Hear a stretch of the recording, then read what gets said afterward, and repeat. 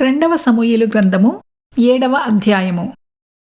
యెహోవా నలుదిక్కులా అతని శత్రువుల మీద అతనికి విజయమిచ్చి అతనికి నెమ్మది కలుగజేసిన తరువాత రాజు తన నగరియందు కాపురముండి నాతానను ప్రవక్తను పిలువనంపి, నేను దేవదారు మ్రానుతో కట్టిన నగరియందు వాసము చేయుచుండగా దేవుని మందసము డేరాలో నిలిచియున్నదనగా, నాతాను, యెహోవా నీకు తోడుగా ఉన్నాడు, నీకు తోచినదంతయు నెరవేర్చుమనెను. అయితే ఆ రాత్రి యెహోవా వాక్కు నాతానునకు ప్రత్యక్షమై సెలవిచ్చినదేమనగా, నీవు పోయి నా సేవకుడగు దావీదుతో ఇట్లనుము, యెహోవా నీకు ఆజ్ఞ ఇచ్చున్నదేమనగా, నాకు నివాసముగా ఒక మందిరమును కట్టింతువా? ఐగుప్తులో నుండి నేను ఇశ్రాయేలీయులను రప్పించిన నాటి నుండి నేటి వరకు మందిరములో నివసింపక డేరాలోనూ గుడారములోనూ నివసించుచూ సంచరించితిని. ఇశ్రాయేలీయులతో కూడా నేను సంచరించిన కాలమంతయు నా జనులను పోషించుడని నేను ఆజ్ఞాపించిన ఇశ్రాయేలీయుల గోత్రములలో ఎవరితోనైనను దేవదారుమయమైన మందిరమొకటి మీరు నాకు కట్టింపకపోతిరే అని నేనెన్నడైనను అనియుంటినా? కాబట్టి నీవు నా సేవకుడగు దావీదుతో ఈలాగు చెప్పుము, సైన్యములకు అధిపతియగు యెహోవా నీకు సెలవిచ్చినదేమనగా, గొర్రెల కాపులోనున్న నిన్ను గొర్రెల దొడ్డిలో నుండి తీసి ఇశ్రాయేలీయులను నా జనుల మీద అధిపతిగా నియమించితిని.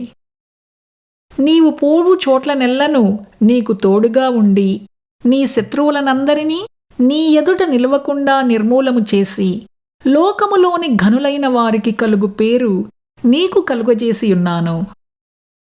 మరియు ఇశ్రాయేలీయులను నా జనులు ఇకనూ కదిలింపబడకుండా తమ స్వస్థలమందు నివసించునట్లు దానియందు వారిని నాటి, పూర్వము ఇశ్రాయేలీయులను నా జనుల మీద నేను న్యాయాధిపతులను నియమించిన తరువాత జరుగుచూ వచ్చినట్లు దుర్బుద్ధిగల జనులు ఇకనూ వారిని కష్టపెట్టకయుండునట్లుగా చేసి నీ శత్రువుల మీద నీకు జయమిచ్చి నీకు నెమ్మది కలుగజేసియున్నాను. మరియు యెహోవానగు నేను నీకు తెలియజేయునదేమనగా, నేను నీకు సంతానము కలుగజేసెదను.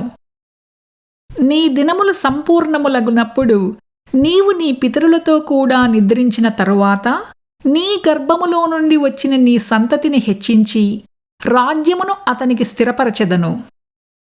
అతడు నా నామఘనత కొరకు ఒక మందిరమును కట్టించును, అతని రాజ్య సింహాసనమును నేను నిత్యముగా స్థిరపరచెదను.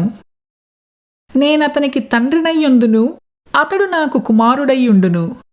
అతడు పాపము చేసిన ఎడల నరుల దండముతోనూ మనుష్యులకు తగులు దెబ్బలతోనూ అతని శిక్షింతును కాని, నిన్ను స్థాపించుటకై నేను కొట్టివేసిన సౌలునకు నా కృప దూరమైనట్లు అతనికి నా కృప దూరము చేయను.